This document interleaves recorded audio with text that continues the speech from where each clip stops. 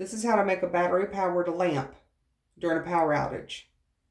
3 items that you may need: a flashlight or a headlamp, and an empty milk jug, clear view milk jug, not opaque, full of water. I'm going to show you the one with the flashlight first.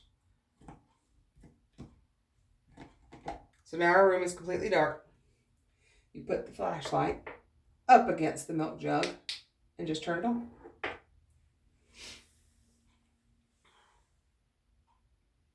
The light has to be all the way up against the milk jug. Now the power's off again. And now we made it with the headlamp. So we wrap the headlamp all around and turn the headlamp on, and that makes a lamp. Makes it easier for carrying.